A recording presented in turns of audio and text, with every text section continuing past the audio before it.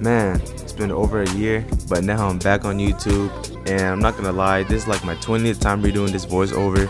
I'm just not used to this no more. It's weird talking to a mic.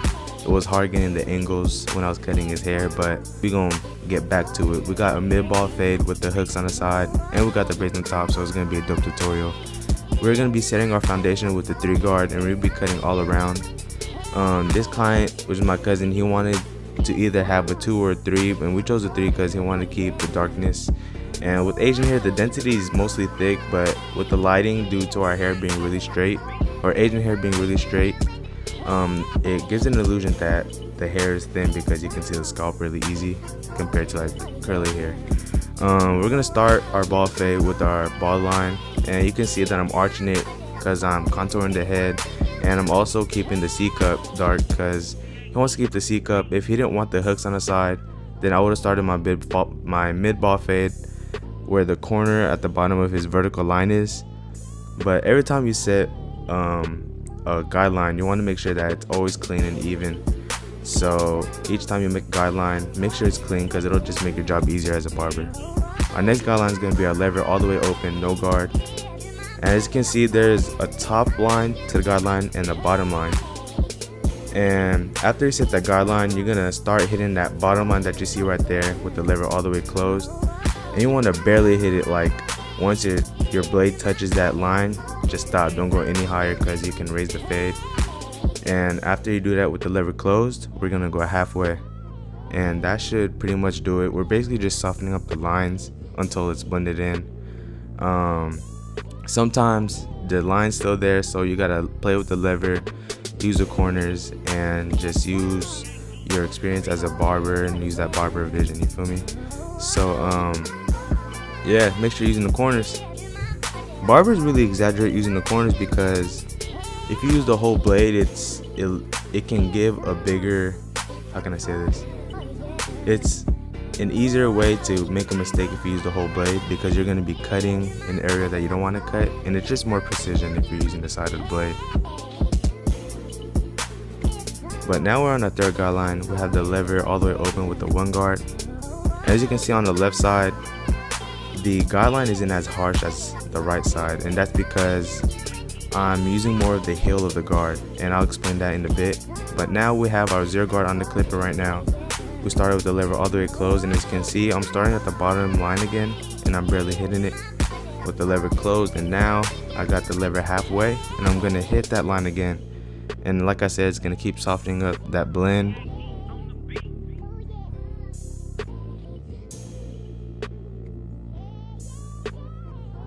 I want you guys to let me know at the comments down below and tell me what's your guys' hardest thing about cutting hair and what questions you guys have.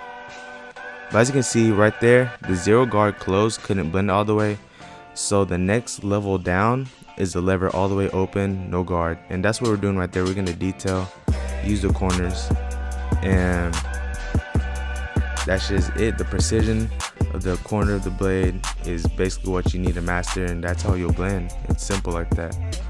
Now we're using the 2 guard with the lever all the way open, and that should be our last guard under the 3 besides using the 1 to blend that 2 out. But as you can see, I'm not digging in all the way into the head. I'm kind of going based off the scalp, just going straight off the head.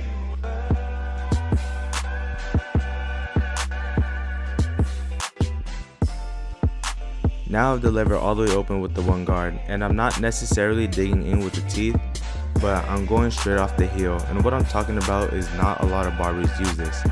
The heel of the guard, the heel of the blade, is where it kind of angles off on the blade, where it kind of protrudes out, and it kind of helps the barber as an extra safety so you don't create another guideline or cut in too much when you're going higher into the bulk.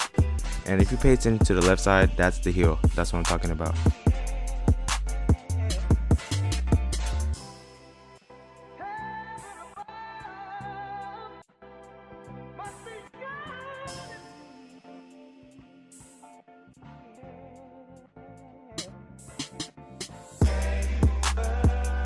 Now we have the lever all the way closed with the 2 guard, and I know I used a 3 all around and that was going against the grain, but right here I'm going with the grain, and going with the grain, it doesn't cut as short as going against the grain.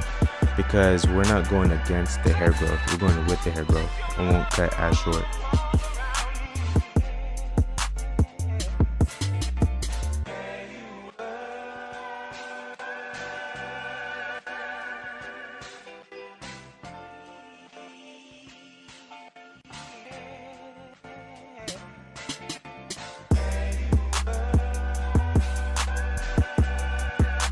Now we're just putting talc powder onto my neck duster, and this is a quick tip.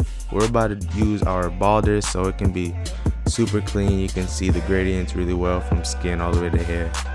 And as you can see, I'm going against the grain. And then I used to do this, I used to tell everybody like, oh yeah, go up, down, left, right, diagonal. But you basically just need to go against the grain. The goal is, especially with the shavers, try and have the least amount of strokes as possible, because you don't want to create skin irritation and cause the client to bump up. And that's most cases, that's the reason why you irritate the skin. Not necessarily because they don't clean their clippers, you know. But now we're using our shears. I'm using my thumb as kind of a guide for my shears. And we're basically hovering over it, trying to get the stray hairs that the two couldn't get. Like I said, y'all, the precision, the details goes a long way. Clients will appreciate it. I appreciate it when barbers do this to me. So now we're starting at the C cup. I'm using the corner of my blade. That's the easiest way to do the C cup. Corner, it's like a pencil. You gotta imagine like it's a pencil and you're just drawing with it. If you guys want me to do a full video of like how to really detail with lineups and go in depth with it, just let me know in the comments. I'll do a separate video for that.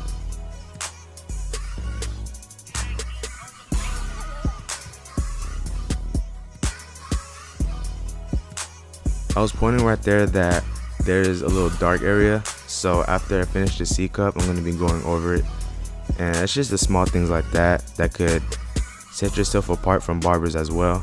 And especially if you take pictures of your haircuts, you don't want to like take a picture and be like, oh, I should have done more on this side, or I should have done more on this spot, or I should have done more on that spot. Might as well just do it right then and there if you see it. So I'm using shaving gel. So you want to make sure that you're pulling the skin, keeping it tight, because it'll prevent you from nicking the client and, you know, scarring them up and just hurting them in general.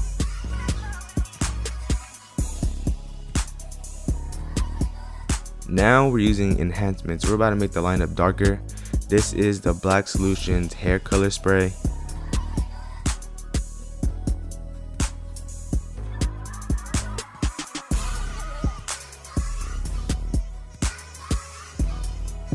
But there's three different types. There's hair fibers, which is more matte, it looks like a powder.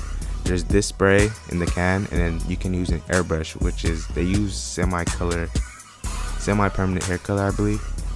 But here, as you can see, there's overspray, and I just sprayed water onto my straight razor. And with the airbrush, how it stains the skin. If you overspray using the airbrush when you're enhancing a lineup, all you gotta put is rubbing alcohol or aftershave onto the straight razor, and it'll come off just like that. How do you guys feel about enhancements? I believe that if you're a barber, you should learn everything in this industry, no matter what it is, because you're a barber is what you're gonna be doing for the rest of your life, and you might as well learn everything there is to it. Oh, here's the second type of enhancement that I was talking about, the hair fibers. This one gives a little more of a natural look because it's powder, it's matte, and it doesn't necessarily make the hairline kind of shiny and look like a spray. And after that, I'm just gonna go over it with my liners, and it's just gonna clean it up, make sure it's straight, and I'm gonna knock off the excess hair fibers. Some of you guys might be asking why I didn't use the hairspray onto the front of the lineup. It's because I didn't want to cover the braided area, so I believe that using the fibers was a smarter decision. So it's just small things like that you gotta make on yourself. Here's the final cut, and I really hope you guys enjoyed this video. Let me know what you guys think, like this, comment, whatever, and just let me know how it did. I'm a little rusty coming off from a year not posting anything. But thank you guys for watching. I appreciate you.